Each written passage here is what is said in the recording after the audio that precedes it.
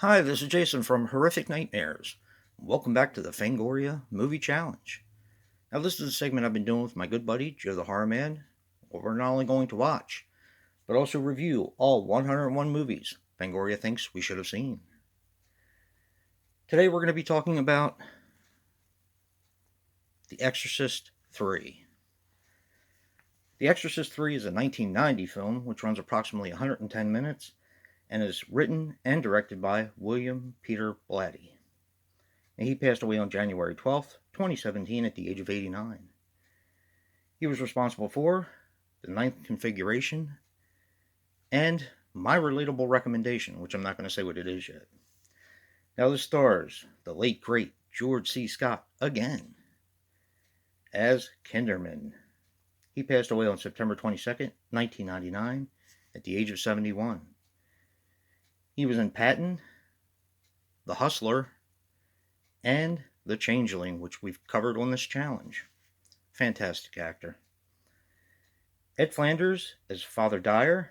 He passed away on February 22nd, 1995, at the age of 60. He was in Bye Bye Love, True Confessions, and The Ninth Configuration. And Brad Dourif as the Gemini Killer. He was in Child's Play, Dune, and One Flew Over the Cuckoo's Nest. Now, the budget on this film was $26.1 million, and it had a worldwide gross of $39 million. And the Gemini Killer was, of course, inspired by the Zodiac Killer.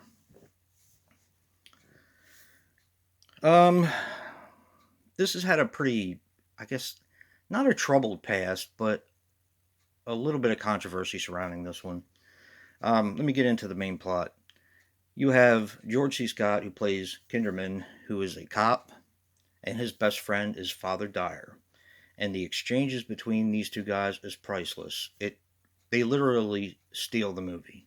I mean, it's when they're together on screen, their chemistry is amazing.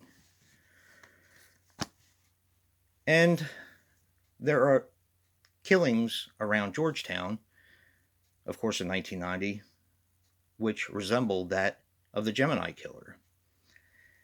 This movie is basically a detective story trying to figure out who the Gemini Killer is, since the Gemini Killer was actually caught and electrocuted 15 years prior. So how can this be happening? Some of the investigation goes in a direction where there's a patient in the disturbed wing in a hospital who knows exactly what happened with the Gemini killings, and that was never released to the public. Simply because, as George C. Scott states, that it is, it kind of eliminates the crackpots. He had a certain way that he did his killings, the Gemini Killer. So that's basically what this movie is a detective story trying to figure out how the Gemini killings are able to continue when he's been dead for 15 years. Has the Gemini possessed someone else? Or is it a copycat killer who knows a little bit too much? I'm not going to say. I'm going to leave that for you to find out. This may not be the most obscure movie on the Fangoria Challenge, but it is definitely, in my opinion, the most underrated. Now, my relatable recommendation is actually the Scream Factory Blu-ray, and I'll get to why that is. There's two cuts of this film on here. There is the theatrical cut, which Joe and I watched, which is on the Fangoria Movie Challenge, and there's also the director's cut on disc 2, simply called Exorcist Legion. They are almost two completely different movies, in my opinion. And that is going to be my relatable recommendation, is to get the Scream Factory Blu-ray and to watch Exorcist Legion. It's fantastic. Now, William Peter Blatty, who directed the film, had a certain way. He wanted it to be like his book that he wrote, because he wrote Exorcist Legion. But the company wanted it to be tied in with the other Exorcist movies, which, of course, Joe and I talked about this when we were watching it, and I really think that hurt the overall film itself. Not in its production, but in its, as far as like making money. I think it really hurt it, because in between what everybody considers one of the best horror movies of all time with The Exorcist and The Exorcist 3, which we watched, of course, now, you have The Exorcist 2, which is, a lot of people consider it to be the worst sequel ever made.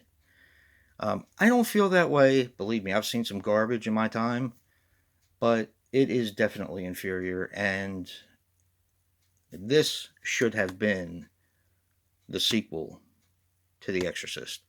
They should have completely ditched Exorcist II: The Heretic. Even though I don't hate it, and I do find some enjoyment out of it, this is the proper sequel to the classic film. And I think if that would have happened, it would have been referred to as one of the best sequels ever made, because I really do think that it's one of the best sequels ever made. This directly ties in to the first movie. So definitely check this one out. They had to go back and do a bunch of reshoots because, as I said, the production company wanted it to be a sequel. And it would have been better off just called Exorcist Legion, in my opinion. Let the people form their own opinion. Because, yes, it is pretty much a direct sequel, but it also offers a lot of different areas that it goes into. So, yeah, get the Scream Factory Blu-ray. It is so worth it, in my opinion, because you get to see not only the theatrical version, which is great. I mean, I'm not going to take anything away from it. It's great. But you also get to see Exorcist Legion, which I do prefer a little bit more. Just a little bit. They're close, but I do prefer Exorcist Legion more. And don't forget to check out Joe's review and see what he picks as a relatable recommendation, because I'm pretty sure it's going to be pretty close to what I picked.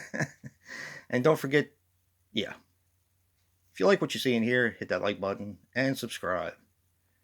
And until next time, peace.